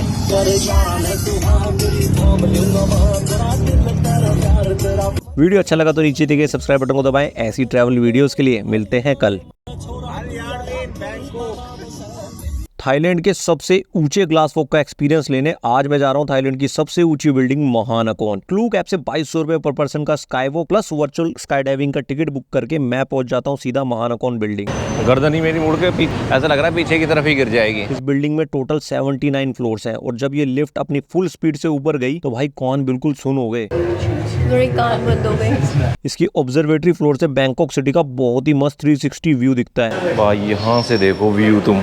पर सबसे मेन हाईलाइट तो यहाँ के ग्लास वॉक का एक्सपीरियंस है। और क्या व्यू आ रहा है यहाँ से, ये देखो ऐसा लग रहा है जैसे हम हवा में ही खड़े हैं। और भाई ये शीशा कितना ही मजबूत होगा, देख रहे हो थाईलैंड की सबसे ऊंची बिल्डिंग और नज़ारा देखो। पर यार इतनी भीड़ थी वहाँ की वो वाली फील ही नहीं आई। बहुत ज़्यादा भीड़ है, देखो मेरे आसपास फोटो खींचने के लिए लाइन देखो कितनी लंबी लगी हुई है। भीड़ से परेशान होकर हम पहुंच जाते हैं वापस नीचे अपनी वर्चुअल स्काई डाइव का एक्सपीरियंस लेने। और सच बताऊं तो ग्लास वॉक से ज्यादा मजा तो हमें इस राइड में आया है। वीडियो अच्छा लगा तो नीचे दिए गए सब्सक्राइब बटन को दबाएं ऐसी ट्रैवल वीडियोस के लिए। आज मैं जा रहा हूं थाईलैंड के एक ऐसे आइलैंड पर जहां जाने के लिए आपको प्लेन, फेरी और टैक्सी तीनों का इस्तेमाल करना पड़ता है एक ही दिन में। बैंकॉक से सुबह की फ्लाइट लेकर मैं आ जाता हूँ सूरत थानी, उसके बाद 2.5 घंटे की टैक्सी इस पोर्ट तक, जहाँ से ये फेरी हमें लेकर जाने वाली है को समुई आइलैंड। ये आइलैंड थाईलैंड में आने वाले इंडियन टूरिस्ट के भी ज्यादा फेमस नहीं है, इसलिए मुश्किल से 1-2 इंडियन थे मेरे शिप पर। हॉस्टल के नज़ारे देख लो जरा।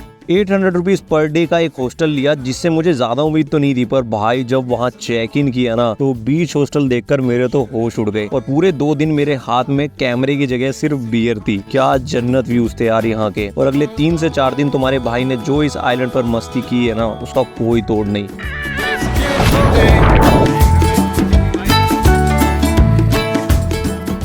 थाईलैंड ट्रिप पर को समुई आना तो अब से मस्ट है। वीडियो अच्छा लगा तो नीचे दिए गए सब्सक्राइब बटन को दबाएं। ऐसी ट्रैवल वीडियोस के लिए मिलते हैं कल। को समुई आइलैंड में 4 दिन रहने के बाद आज मैं जा रहा हूँ फुकेत। बाय बाय को समुई।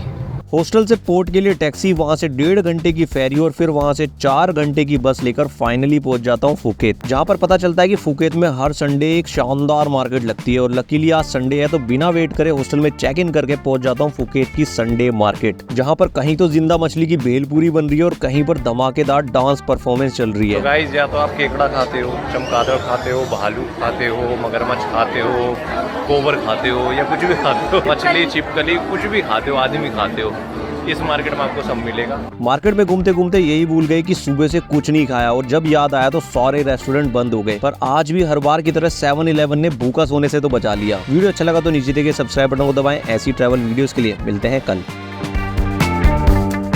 आज मैं जा रहा हूँ थाईलैंड की सबसे इंस्टाग्रामेबल जगह फी फी आइलैंड। पर ट्रिप की स्टार्टिंग में ही ऐसी गलती कर दी जिससे फी फी आइलैंड पहुंचने से पहले ही हालत खराब हो गई यार। व्यूज के चक्कर में हम बोट में सबसे आगे बैठ तो गए, पर भाई जो रोलर कोस्टर राइड फिर शुरू हुई है ना, शरीर के सारे पुर्जे हिल गए। बट फाइनली कमर टूटने से पहले हम पहुंच गए फी फी आइलैंड और वहां के व्यूज ने तो मूड एकदम रीसेट कर दिया। बड़ा चढ़ाकर नहीं बोल रहा हूँ, पर सही में वो जगह अलग ही दुनिया की लगती है एकदम। नज़ारे ऐसे थे वहाँ के कि स्विमिंग नहीं आने के बाद भी खुद को स्नॉर्कलिंग करने से बिल्कुल नहीं रोक पाया मैं। रिलैक्स, और जब रिलैक्स करने का बड़ा हो तो पता क्या करता है, फिर मछलियाँ देख रही है, पता कैसे। फी फी आइलैंड से माया बे और फिर मंकी आइलैंड और फिर ये वाला जिसका मैं नाम बिल्कुल भूल गया हूँ। और इसी के साथ मेरी थाईलैंड की 3 हफ्ते की ट्रिप खत्म होती है और अपनी 30 ड्रीम डेस्टिनेशन का सफर भी। मिलते हैं जल्दी नई कहानियों के साथ।